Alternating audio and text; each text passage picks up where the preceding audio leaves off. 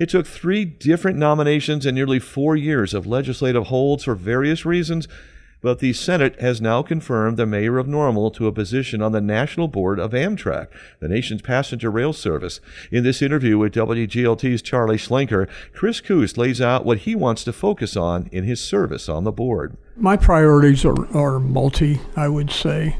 They kind of interconnect. Safety, rail safety is a key one. On-time performance is key to me. That really, really drives ridership when you have dependable on-time service. And customer experience. Given my background, that's kind of in my blood. Customer experience also is going to make a difference in terms of ridership. Well, customer experience is there's still significant not on time. How should Amtrak address that? Working with the Class 1 railroads to reinforce the idea that Amtrak should have priority on the rails. That's something that's going to be personal to me, but, I'm one person out of 7. I don't want to make promises, this early in the game. I'm brand new, but those are personal issues for me. Okay. So how that happens is in conjunction with my fellow board members. So since on-time performance and customer experience is important, that sounds like you would probably support the redirect from the existing lines on the Chicago to St. Louis corridor to the Metro lines further east in the Rock Island district to take it out of some of the freight traffic. There are a lot of discussions about that with Metro and Amtrak in terms of making that more efficient. And that is part of my understanding, is part of what's happening right now. In 2021, this big, bold 15-year, $60-70 billion plan for Amtrak service expansion came out. And yet, over the last 50 years since Amtrak's inception, it's been a constant fight to hold the line in the face of some lawmakers' skepticism. How do you know that this 15-year plan is going to remain alive, given the vicissitudes of what happens in Congress? Well, I don't, honestly. We do have IIJA funding allocated for this project, and the amount of funding that came out of that is actually more dollars for the next 5 years, 15 years, than Amtrak has had since 1971. There's a lot of opportunity there, but there's also a very heavy lift for Amtrak to be able to hire the people to implement these programs. It's going to be very challenging for Amtrak to do this. How do you continue to campaign for the people who are on the fence in Congress about this? What do you have to show them? I think showing them the successes that Amtrak's had. We can always look at the Chicago-St. Louis line, the increased ridership that we've gotten on this line with higher speeds, new modern cars. This all makes a difference for ridership, and to show those successes, is going to be part of the job. This is Sound Ideas. I'm Charlie Schlenker. We're talking with Mayor Chris Koos of the town of Normal, who is just been confirmed as a member of the National Board of Amtrak. What are your onboarding activities going to be like? What's the learning curve, and what do you have to pay particular attention to? See that fire hose over there? I'll be drinking from that.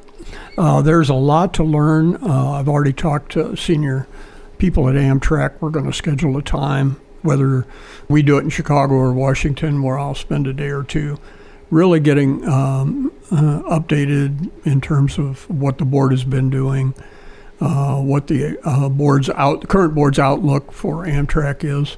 And also I'll be working with Tom Carper, who's been a board member for 16 years and lives in Macomb. Tom will be a really important resource to me and has offered to be that in terms of the history of Amtrak. When I get a new council member in the town, I tell them it'll be a year before you understand your job because of what's happened before in that. And I think I'm in that same position with Amtrak. It's going to be a while before I really know my job. Amtrak had 2.96 million riders last year. It had about a 25% increase in ridership, but you're still 600,000 or so below pre-pandemic levels. A disproportionate amount of the recovery happened in the Northeast corridor. So what needs to happen in the Midwest and other parts of the country to make up the stagger there? Well, I think Amtrak's plan, and I'm brand new at this, Charlie, so it's hard for me to speak as an experienced person on this. Some of the new rail corridors that they're looking at, some enhancement on the existing corridors, infrastructure upgrades, and I think the infrastructure upgrades in terms of station improvement and rolling stock is going to make a big difference and help to increase ridership. What kind of rolling stock is going to be the quickest to arrive? Because there was a major shortage of sleeper cars in the last year. Yeah, sleeper cars are going to be harder. If you look at the inventory that Amtrak has, it's old.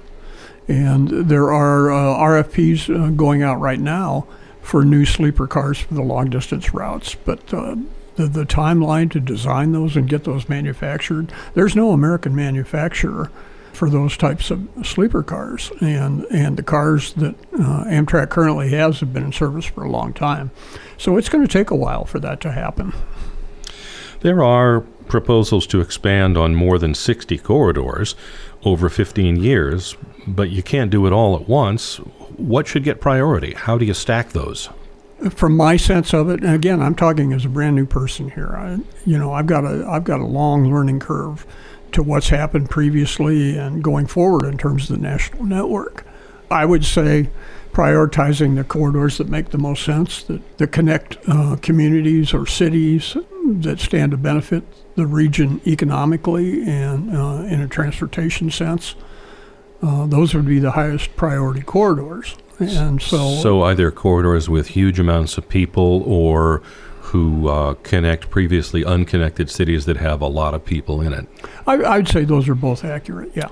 So there's a proposed Peoria to Chicago route, but Peoria would be roughly at the end of that leg. And Peoria is not a major city like some of the ones that are currently unserved in Ohio.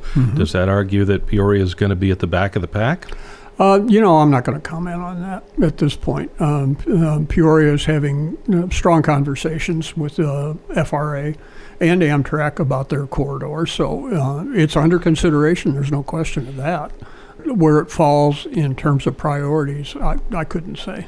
Do you generally support conceptually Peoria's bid? I conceptually support any medium-sized or larger community that could benefit from passenger rail to get in line and try to get passenger rail. I would just say, Amtrak going forward has a lot of opportunity to increase ridership, to improve the quality of ridership on their lines. It's going to be a lot of work, but my experiences so far with the Amtrak staff is they're very dedicated professional people, and I think they'll get the job done. That's Chris Koos, the mayor of Normal, and a new appointment to the board of Amtrak, one of 3 board members the Senate has just confirmed for 5-year terms. Koos spoke with WGLT's Charlie Schlenker.